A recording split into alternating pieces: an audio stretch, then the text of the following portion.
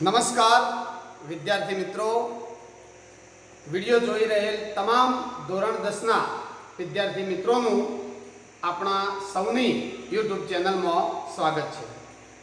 મિત્રો, આપણે ધોરણ 10 વિજ્ઞાનમાં પ્રથમ પ્રકરણ રાસાયણિક પ્રક્રિયાઓ અને સમીકરણોનું એક લેક્ચર લીધું હતું, જેમાં આપણે રાસાયણિક ફેરફારો કોને કહેવાય, રાસાયણિક ફેરફારો દરમિયાન કેવા પરિવર્તનો જોવા મળે અને 3 પ્રવૃત્તિઓ પણ આપણે જોઈ હતી। હવે એનાથી આગળ આજે આપણે અભ્યાસ કરીશું રાસાયણિક સમીકરણ અને તેનું સંતુલન। રાસાયણિક સમીકરણ કેવી રીતે લખાય, એ રાસાયણિક સમીકરણને સંતુલિત એટલે કે બેલેન્સ કેવી રીતે કરાય, એ આજે આપણે જોઈશું।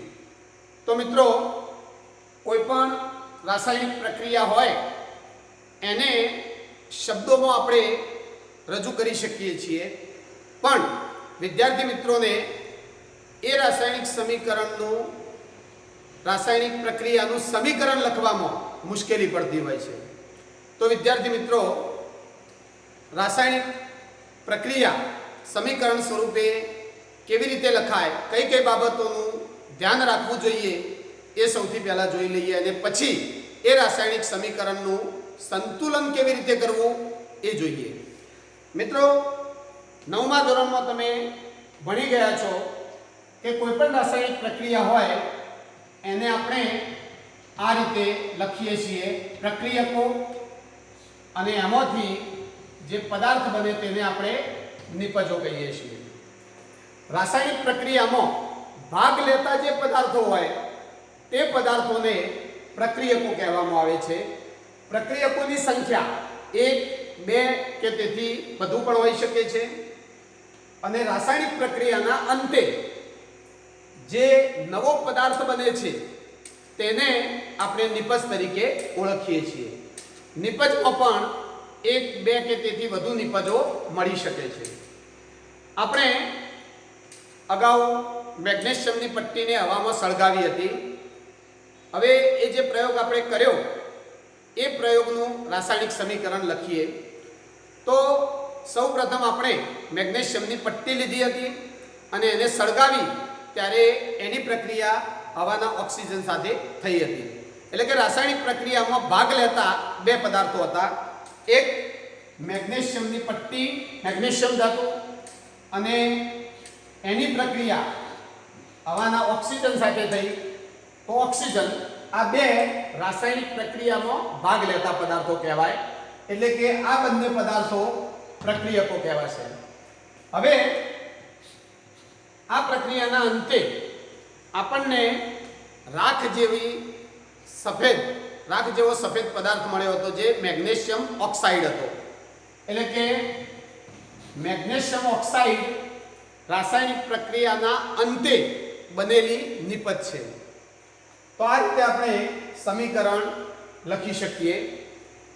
હવે તમે જોઈ શકો છો કે આ સમીકરણ સંતુલિત નથી।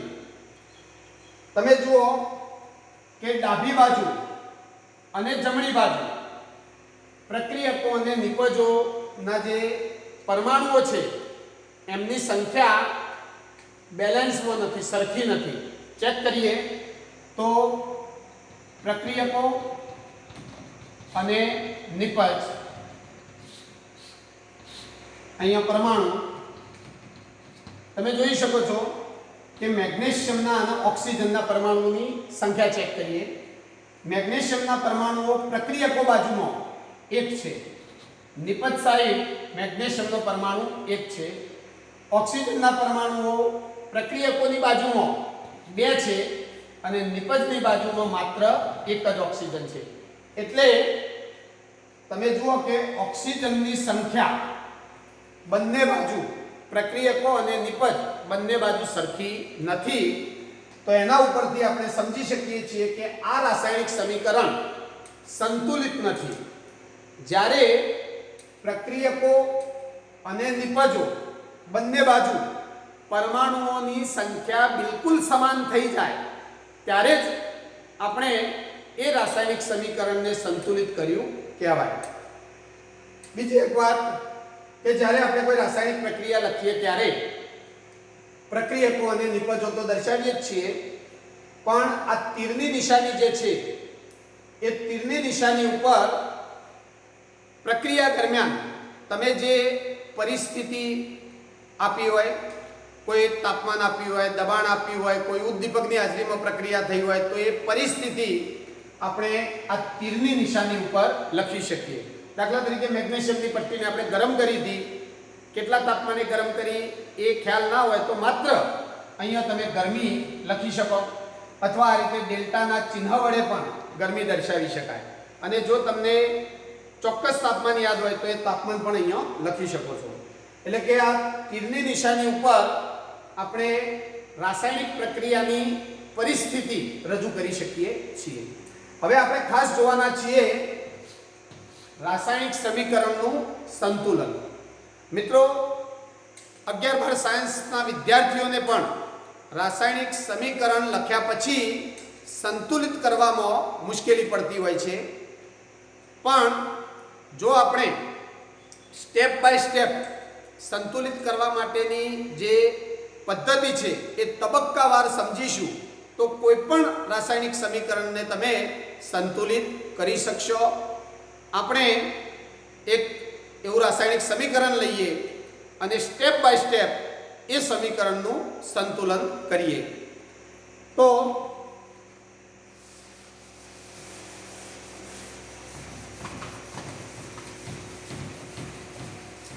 ચલો, આપણી પાસે રાસાયણિક સમીકરણ છે Fe વત્તા H2O. આ બંને પ્રક્રિયકો છે અને આ પ્રક્રિયકોમાંથી નિપજ મળશે Fe3O4 વત્તા H2. આ સમીકરણને આપણે સંતુલિત કરવાના છીએ.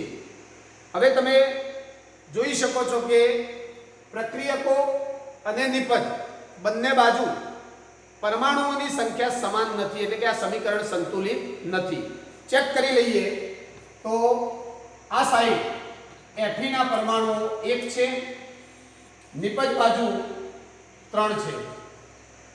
પછી હાઇડ્રોજનના પરમાણુ પ્રક્રિયકો બાજુમાં 2 છે, નિપજ બાજુમાં 2 છે.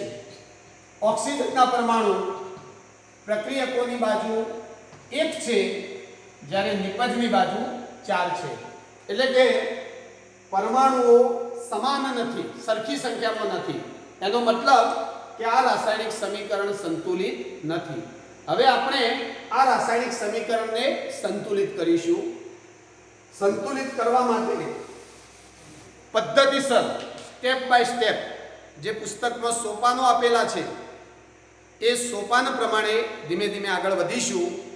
શરૂઆતમાં મિત્રો તમને એવું લાગશે કે સંતુલિત કરવામાં ઘણો સમય લાગે છે, પરંતુ પ્રેક્ટિસ થઈ ગયા બાદ તમે સોપાનો લખ્યા વગર મગજમાં ગણતરી કરી અને ખૂબ જ ઝડપથી રાસાયણિક સમીકરણને સંતુલિત કરી શકશો. અને રાસાયણિક સમીકરણને સંતુલિત કરતો આવડી જાય તો એ તમને આગળ 11-12 સાયન્સમાં ખૂબ કામ લાગશે. તો આપણે શરૂ કરીએ આ સમીકરણને સંતુલિત કરવાનું. સૌથી પહેલું સોપાન 1. સૌપ્રથમ તો તમારું જે રાસાયણિક સમીકરણ હોય એ રાસાયણિક સમીકરણમાં પ્રક્રિયકો અને નિપજોમાં જેટલા પણ સંયોજનો બનેલા છે એમની આજુબાજુ બોક્સ કરી દેવાનું, ચોરસ ખાનું કરી દેવાનું. અહીંયા આપણી પાસે 2 પ્રક્રિયકો અને 2 નિપજો છે. પહેલું સોપાન પ્રક્રિયકો અને નિપજોના જે અણુઓ છે એની આજુબાજુ આપણે ચોરસ બોક્સ કરી દઈશું.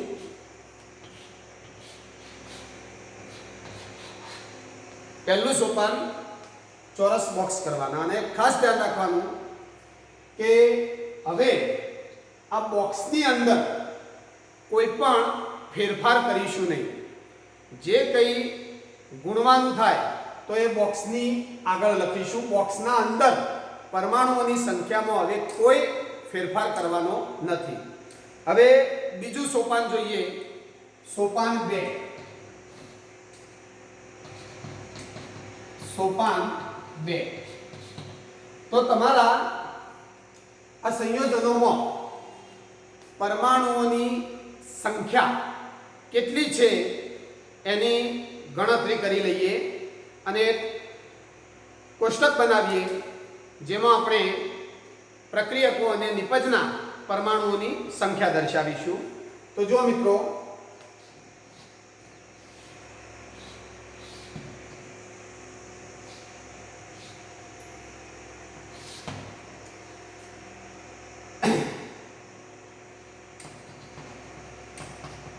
પરમાણુની સંખ્યા, પ્રક્રિયકો અને નિપજોની.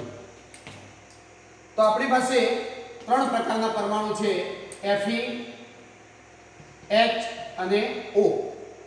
હવે પ્રક્રિયકો સાઈડ Fe નો એક પરમાણુ, નિપજ બાજુ Fe ના 3 પરમાણુ છે.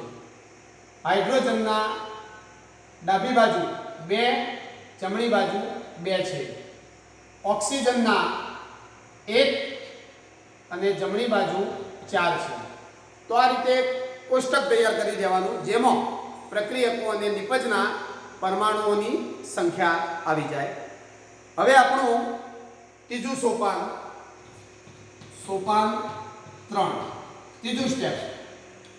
ત્રીજું સ્ટેપ શું છે કે તમે આ કોષ્ટક તૈયાર કર્યું.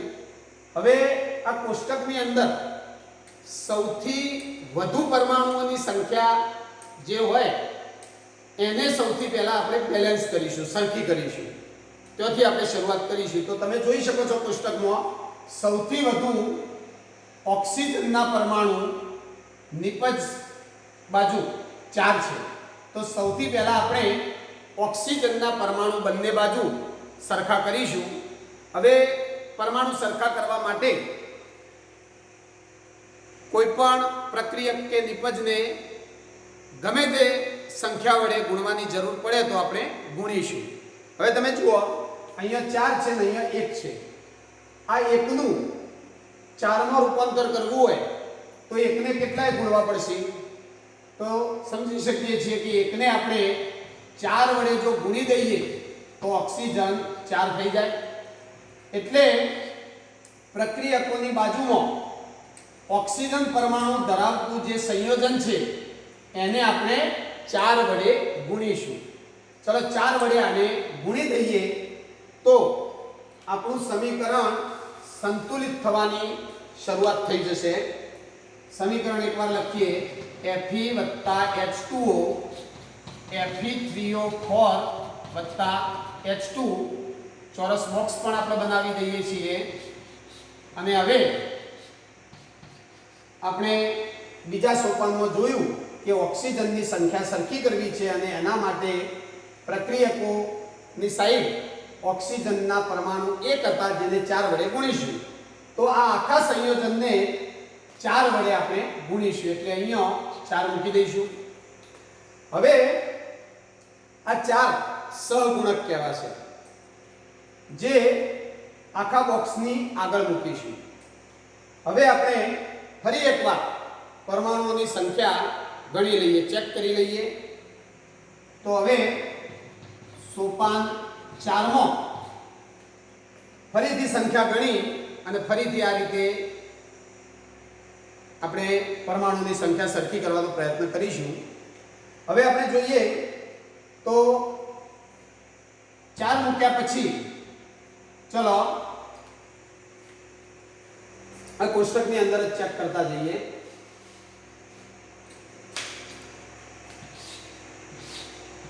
ચલો 4 મૂક્યા પછી આ સમીકરણના પરમાણુ અહીંયા લખું છું. ચલો Fe 1 પેલી બાજુ 3, હાઇડ્રોજન 8 પેલી બાજુ 2, ઓક્સિજન 4 જમણી બાજુ 4. આ સરખા થઈ ગયા. હવે આપણે આ જ રીતે બીજા કોઈ પરમાણુને લઈ અને એની સંખ્યા સરખી કરીશું. ચલો હવે આપણે આટલામાંથી આ સરખા થઈ ગયા 4 4. હવે આ બેની વાત. તો હવે વધુ પરમાણુની સંખ્યા હાઇડ્રોજનની છે અને એ પણ જમણી બાજુ. તો એને સરખી કરવાનો પ્રયત્ન કરીએ. હાઇડ્રોજનને નિપજની બાજુમાં 2 છે એની જગ્યાએ આપણે 8 કરવા છે. તો આ 2 ને કેટલા વડે ગુણીશું તો 8 થશે. તો તરત જ આવડી જાય. 4 વડે ગુણીએ તો 2 ગુણ્યા 4 8 થઈ જાય. તો આપણે નિપજોની સાઈડ, નિપજોની બાજુમાં હાઇડ્રોજન ધરાવતું જે સંયોજન હોય એને 4 વડે ગુણીશું. 4 વડે. તો ચલો એને 4 વડે ગુણીએ તો આને 4 વડે ગુણવાનું છે. સમીકરણ આ રીતે થશે: Fe વત્તા H2O Fe3O4 પ્લસ H2 ચોરસ બોક્સ બનાવી દઈએ. અને અગાઉ આપણે આ સહગુણક મૂકેલો છે એ મૂકી દઈએ. અને હવે આપણે નિપજોની સાઈડ હાઇડ્રોજનની સંખ્યા સરખી કરવાના છીએ. તો 4 વડે ગુણવાનું છે એટલે અહીંયા 4 મૂકી દઈશું. હવે તમે જોઈ શકો છો કે ધીમે ધીમે રાસાયણિક સમીકરણ સંતુલિત થવા જઈ રહ્યું છે. ચલો હવે 4 મૂક્યા પછી ફરી એકવાર આ કોષ્ટક બનાવીએ અને એની અંદર પરમાણુઓની સંખ્યા લખીએ અને એ પરમાણુઓની સંખ્યા સરખી કરવા માટે જે સંખ્યા વડે ગુણવાની જરૂર હોય એના વડે ગુણીશું. ચલો ફરી એકવાર આ જ કોષ્ટકમાં હું સંખ્યા દર્શાવું છું. ચલો FeHO. ચલો Fe ના પરમાણુ આ સમીકરણ જોજો. Fe ના 1 પેલી બાજુ 3 છે. હાઇડ્રોજન 4 દુ 8, જમણી બાજુ પણ 4 દુ 8 હાઇડ્રોજન થયા.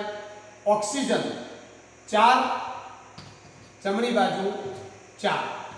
તો મિત્રો તમે જુઓ હાઇડ્રોજન અને ઓક્સિજનના પરમાણુઓની સંખ્યા બંને બાજુ સમાન થઈ ગઈ છે. હવે માત્ર Fe ની સંખ્યા સરખી કરવાની છે. તો Fe ની સંખ્યા જુઓ તમે. પ્રક્રિયકોની બાજુ 1 પરમાણુ છે, નિપજ બાજુ 3 પરમાણુ છે. તો આપણે જે નાની સંખ્યા હોય એને કોઈ સંખ્યા વડે ગુણીને મોટી કરી શકીએ. એટલે આ 1 નું 3 માં રૂપાંતર કરીશું. હવે 1 નું 3 કરવા કેટલાય ગુણવું પડશે? 3 વડે. 3 એકા 3, તો બંને બાજુ 3 3 થઈ જશે. એટલે કે પ્રક્રિયકોની સાઈડમાં Fe નો પરમાણુ ધરાવતું જે સંયોજન હોય એને 3 વડે ગુણીશું. એટલે આને 3 વડે ગુણવું પડશે. ચલો આને 3 વડે ગુણીએ. સોપાન 5 માં આપણે Fe ના પરમાણુ સરખા કરીએ છીએ. તો જો એકવાર ફરીથી સમીકરણ લખી દઉં. Fe વત્તા H2O સ્થિર કરી Fe3O4 વત્તા H2 બોક્સ પણ બનાવી દઈએ.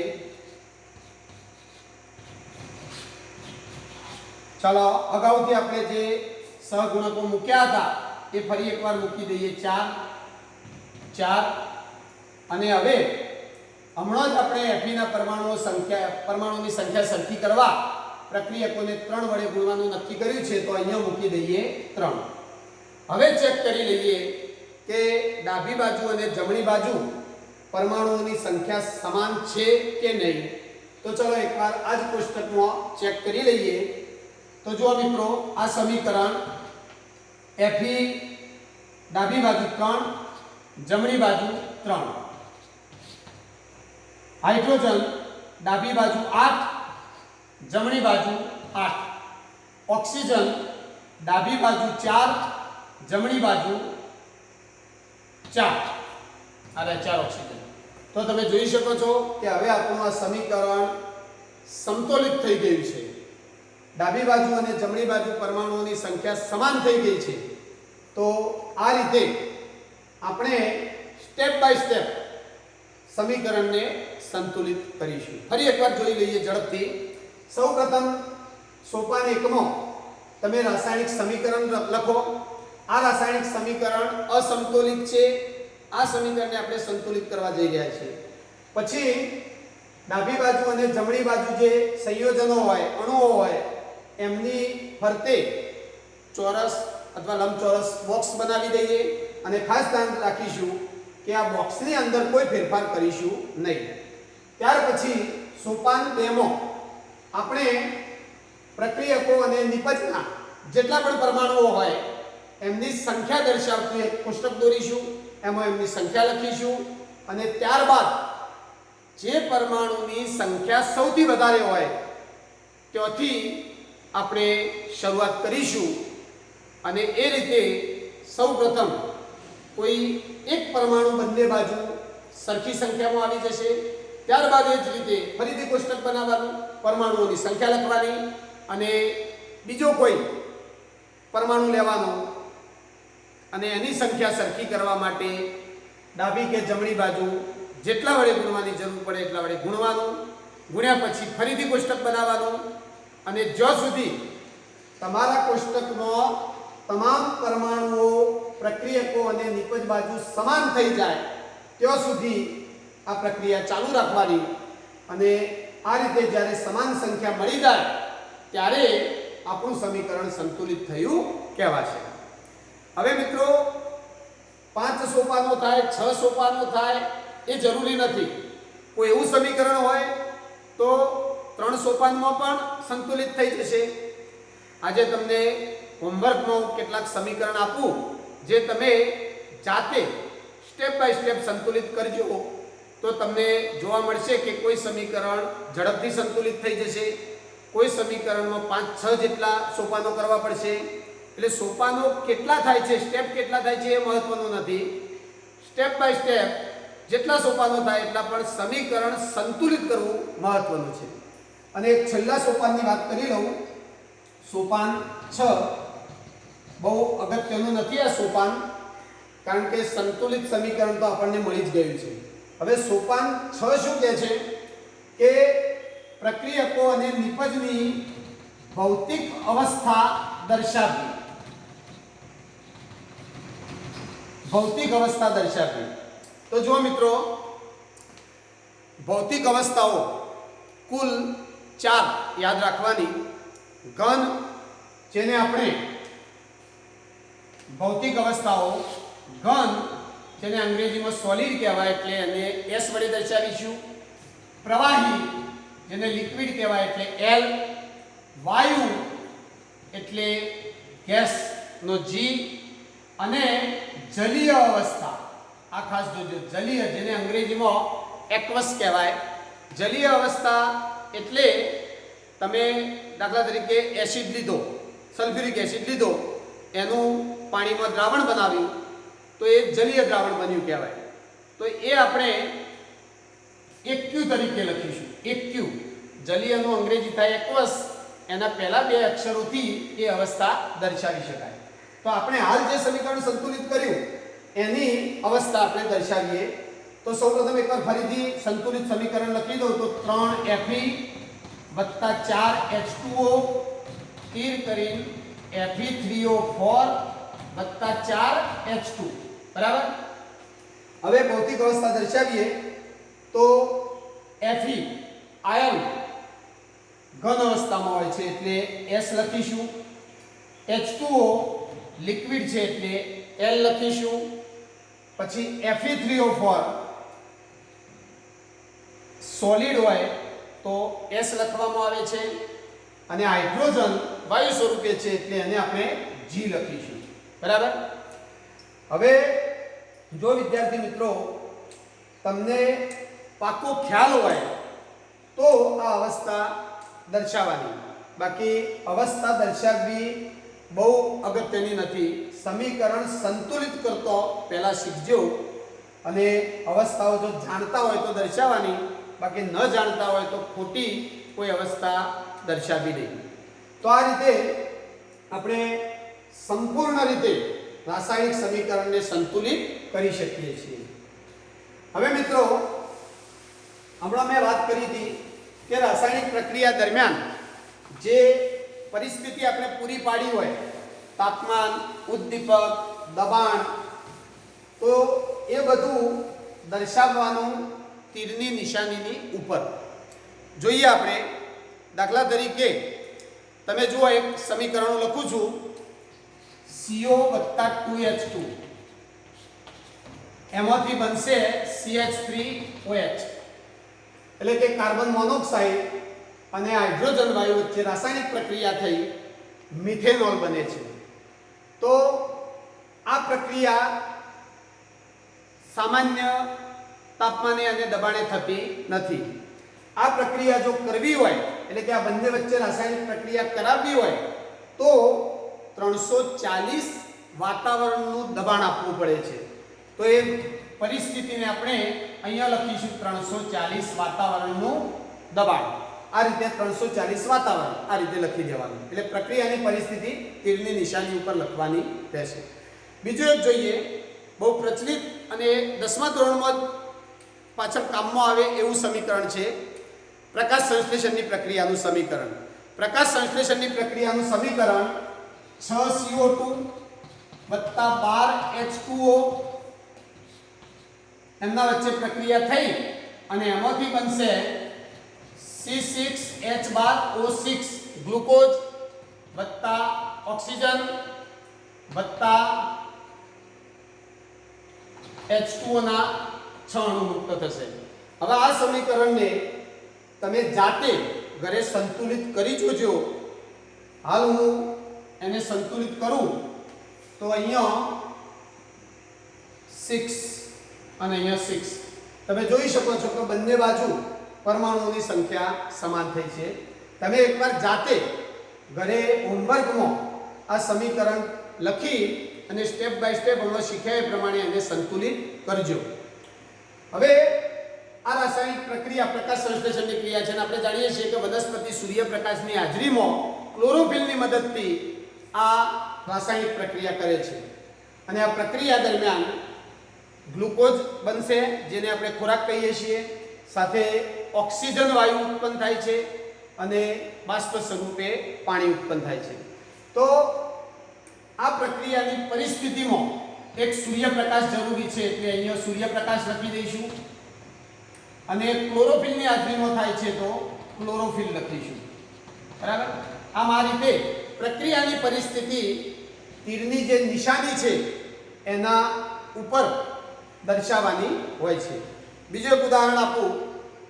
હાલ કોઈ સમીકરણોના સૂત્રો કેવું તૈયાર કરવાની જરૂર નથી, માત્ર આપણું ધ્યાન આ પરિસ્થિતિ ઉપર હોવું જોઈએ કે અહીંયા શું શું દર્શાવી શકાય. દાખલા તરીકે નાઇટ્રોજન અને હાઇડ્રોજન ભેગા મળી અને એમોનિયા બને છે. આ સમીકરણને પણ તમે ઘરે જાતે પ્રેક્ટિસ કરજો, સંતુલિત કરવાનો પ્રયત્ન કરજો, તો આ રીતે સંતુલિત થઈ જશે. હવે આ પ્રક્રિયા કરવા માટે ઉદ્દીપકની જરૂર પડે છે, આયર્નના ઉદ્દીપકની જરૂર પડે છે. એટલે આપણે અહીંયા તીરની નિશાની ઉપર ઉદ્દીપકનું નામ લખી શકીએ. આ પ્રક્રિયા દરમિયાન તાપમાનની પણ જરૂર પડે છે, એટલે કે ઓરડાના તાપમાને પ્રક્રિયા થતી નથી તો જે તાપમાન હોય તાપમાન પણ દર્શાવી શકાય. દબાણની જરૂર પડે છે તો એ પણ દર્શાવી શકાય. ટૂંકમાં પ્રક્રિયા થવા માટે જે જરૂરી પરિસ્થિતિ હોય એ પરિસ્થિતિને આ તીરની નિશાની ઉપર દર્શાવવી જોઈએ.